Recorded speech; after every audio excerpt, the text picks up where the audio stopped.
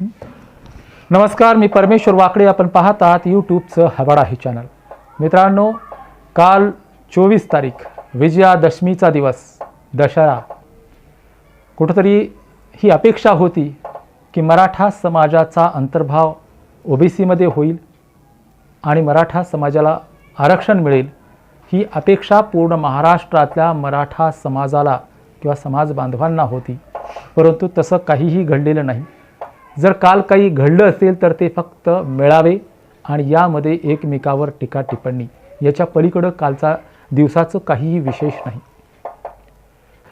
एक गोष्ट या ठिकाणी निदर्शनास अशी येते की सरकारमध्ये आपण पाहतोय की 3 पक्ष आता इन्क्लूड झालेले दिसत आहेत. राष्ट्रवादी, भाजप आणि शिंदे गट. या तिन्ही गटामधून कुठेही या तिन्ही गटाची एका ठिकाणी बैठक मराठा आरक्षणाच्या संदर्भात किंवा त्या संदर्भातली चर्चा होत असताना आपल्याला पाहायला मिळत नाही. कुठेही यांच्यामध्ये एक वाक्यता दिसत नाही आहे.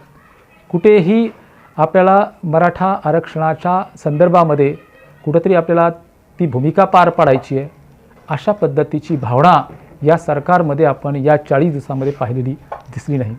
दिसलं असेल काय तर आपल्या लक्षात येईल की मराठा समाजाचे काही जे नेते आहेत, जे BJPशी चिटकलेले आहेत किंवा सत्तेत आज आहेत, ते लोक तेवढे बरळत असताना दिसत होते काही प्रमाणामध्ये. आणि हे विनाकारण बरळत असताना आणि समाजामध्ये वितुष्ट किंवा समाजामध्ये मराठा समाजासुद्धा फोड करण्याचा प्रयत्न या ठिकाणी 96 कुळी, आमू कुळी अशा पद्धतीचा प्रयत्नसुद्धा ते करत असताना दिसले. यावरून असं दिसतंय की या ठिकाणी कुठेही एक वाक्यता नाही आहे. हे सगळं जे चाललं आहे त्याच्यामध्ये कोणीही लक्ष घालत नाही आहे. देवेंद्र फडणवीस आपल्याला पूर्णपणे अलग झालेले दिसून येत आहेत. ते याच्यातून अंग काढून घेत असताना दिसत आहेत आणि अंग काढून घेत असतानासुद्धा ते एकनाथ शिंदे जे आहेत, जे आता मुख्यमंत्री आहेत, त्यांच्या खांद्यावर बंदूक ठेवून बरोबर मराठा समाजाला कशा पद्धतीनं झुलवायचं हा प्रयत्न ते करत आहेत. या ठिकाणी कोणाच्याही हातामध्ये काहीही नाही असं चित्र दिसतंय. शिंदेंचा जो काही अवतार आपल्याला दिसतोय, ज्या पद्धतीनं ते काल छत्रपती शिवाजी महाराजांच्या म्हणजे पुतळ्यासमोर जाऊन ते असं म्हणाले की मी माझ्या शरीरामध्ये जोपर्यंत रक्त आहे, रक्ताचा थेंब आहे, तोपर्यंत मी मराठा समाजाला आरक्षण देण्यासाठी मी प्रयत्न करेन. तुमच्या हातातच काय आहे जे तुम्ही एवढे प्रयत्न करणार आहात? तुम्ही मुख्यमंत्री जरी असलात तरी तुमच्या हातामध्ये किंवा तुमच्या शब्दात तो दम मराठा समाजाला दिसलेला नाही किंवा तुम्ही हे करू शकाल असं वाटत नाही आहे.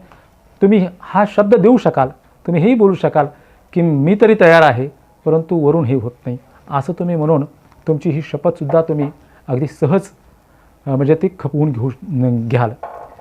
देवेंद्र फडणवीस आपण पाहतोय की जी परिस्थिती आहे ही परिस्थिती मला असं वाटत नाही की दिल्लीपर्यंत पोहोचवत असतील किंवा दिल्लीमध्ये ही परिस्थिती जी आहे कळत नाही अशी परिस्थिती नाही. कारण का आपण पाहतोय की महिनाभरामध्ये 1.5 महिना होतो आहे, पूर्ण जग मराठा समाजाची आंदोलनं पाहत आहे, सभा पाहतो आहे. त्याचं म्हणजे त्या गोष्टी ज्या आहेत त्या गोष्टी त्या कुठं ना कुठं तरी ते जाणत आहे. मग आपल्या देशाचे प्रधानमंत्री जे आहेत ते आणखी गप्प का? हा प्रश्न महाराष्ट्रातच नाही तर पूर्ण देशभरच्या लोकांनासुद्धा पडलेला असेल आणि विशेषतः महाराष्ट्रातल्या मराठा समाजाला तर तो प्रकर्षानं पडलेला जाणवतो आहे. कुठल्याही प्रकारचं विधान एवढा मोठा म्हणजे सगळ्या गोष्टी ज्या आहेत, विद्रोह आपण पाहतो आहे, हा एवढा मोठा विद्रोह होऊनसुद्धा आपण पाहतो आहे की देशांचे प्रधानमंत्री जे आहेत कुठेही ब्र शब्दसुद्धा काढत नाहीत, त्याबद्दल बोलत नाही आहेत. एवढं मौन कुठंतरी असं वाटतं की झोपेचं सोंग घेतल्याचा प्रकार हा दिसून येतो आहे किंवा कुठंतरी मराठा समाजाचा आवाज त्यांच्यापर्यंत जात नाही आहे का किंवा पोहोचत नाही आहे का, हा प्रश्नसुद्धा या ठिकाणी पडतो आहे. आता मराठा समाजाच्या आवाजाच्या संदर्भात आपल्याला त्यांच्यावर शंका घेता येणार नाही. कारण का आपण पाहतो आहे की ब्रिटन, अमेरिका या ठिकाणच्या पत्रकारितेनं, या ठिकाणच्या मीडियानं आपण पाहतो आहे की या गोष्टीची दखल घेतलेली आहे. भारताचा मीडियासुद्धा यामध्ये तत्पर आहे, इंडियाचा मीडियासुद्धा यामध्ये तत्पर असताना दिसतो आहे. हे सगळं चित्र असताना देशाचे प्रधानमंत्री मात्र यावर बोलत नाही आहेत. याचा अर्थ आपण पाहतो आहे की महाराष्ट्रातल्या नेत्यांच्या हातात काहीही नाही आहे. हे सगळं जे आहे हे दिल्लीमधून आपण पाहतो आहे की देशाचे प्रधानमंत्री जे आहेत त्यांच्या हातात हे सगळं आहे. हे पूर्वी होतं. आता तुम्ही म्हणाल की हा विषय जो आहे स्वतंत्र आरक्षणाचा दिल्लीच्या हातात असेल, परंतु महाराष्ट्रामध्ये OBCमध्ये जर समावेश करायचा असेल तर ते महाराष्ट्राच्या लेवलला करता येईल आणि म्हणून महाराष्ट्राच्या नेत्याच्या हातात ते असेल असं नाही आहे. आज 3 पक्ष जरी दिसत असले तरी त्यांना चालवणारे जे आहेत ते दिल्लीश्वरच आहेत, हे आज कबूल करण्याची गरज आहे. आणि म्हणून आपण पाहतोय की मनोज जरांगे पाटलांचं जेव्हा आंदोलन होतं त्यावेळेला जसे संकटमोचक महाराष्ट्रातले येत होते, ज्यांच्या हातात काहीही नव्हतं असे संकटमोचक येत होते, परंतु दिल्लीमधून अजूनही कुठला संकटमोचक या ठिकाणी आलेला नाही. याचा अर्थ दिल्लीला या गोष्टीची जाणीव आहे असूनही त्यांना असं वाटतं की आम्ही सेफ आहोत, यामध्ये आमचा काहीही म्हणजे तोटा होणार नाही.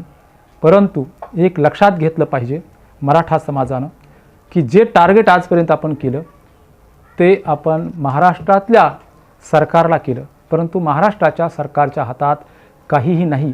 हेच चित्र कालच्या विजयादशमीच्या अनुषंगानं आपल्याला पाहायला मिळालं. त्यांनी काहीही बोलले नाहीत आणि कुठेही त्यांची मिटिंग झाली नाही किंवा तशा पद्धतीनं आपल्याला काही मराठा समाजाला बोलायचं आहे किंवा तशा पद्धतीची ग्वाही द्यायची आहे या संदर्भातही आपण किंवा मनोज जरांगे पाटलाशी म्हणा किंवा समाजातील काही प्रमुखांशी म्हणा कुठल्याही प्रकारची चर्चा काल झाली दिसत नाही. याचा अर्थ या ठिकाणी कोणाच्याही हातात काहीच नाही आहे, हे सगळं दिल्लीच्या हातात आहे, हे आता आपल्या लक्षात आलेलं आहे.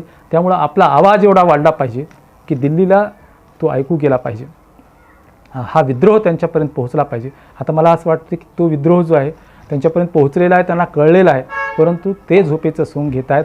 परंतु आता येणारी लोकसभा जी आहे या लोकसभेमध्ये मात्र त्याच्या पार्श्वभूमीवर आपण त्याच्यापूर्वी जी आहे त्यांची झोपमोड करू शकतो एवढी ताकद महाराष्ट्रातल्या मराठा समाजामध्ये आहे, याची जाणीवही मराठा समाजाला असली पाहिजे. आपण हा आवाज एवढा मोठा केला पाहिजे की दिल्लीश्वराची झोप मोडली पाहिजे, त्यांना बेचैन झालं पाहिजे. जोपर्यंत महाराष्ट्रामध्ये मराठा समाजाला आरक्षण मिळत नाही तोपर्यंत महाराष्ट्रातला मराठा समाज आपल्या पाठीमागं राहत नाही आणि महाराष्ट्राच्या 48 जागा ज्या आहेत या देशाच्या पंतप्रधान ठरवण्यामध्ये खूप महत्त्वपूर्ण आहेत, याची जाणीव त्यांना व्हायला हवी. हेच या ठिकाणी पूर्ण महाराष्ट्रातल्या मराठा समाजाला मी या चर्चेच्या माध्यमातून सांगू इच्छितो. आणि मला असं वाटतं की हा महाराष्ट्रातला समाज जो आहे, मराठा समाज जो आहे, हे जाणून आहे आणि तशा पद्धतीनं तो कामालाही लागलेला आहे. येणाऱ्या कालावधीमध्ये नक्कीच दिल्लीश्वराला सुद्धा महाराष्ट्राची जाणीव करून द्यायची आहे, हे एवढं लक्षात आपण ठेवूया. या ठिकाणी ही चर्चा मी थांबवतो. आपल्याला जर ही चर्चा आवडली असेल तर लाईक करा, सबस्क्राईब करा आणि या चॅनलला शेअर करायला विसरू नका. धन्यवाद.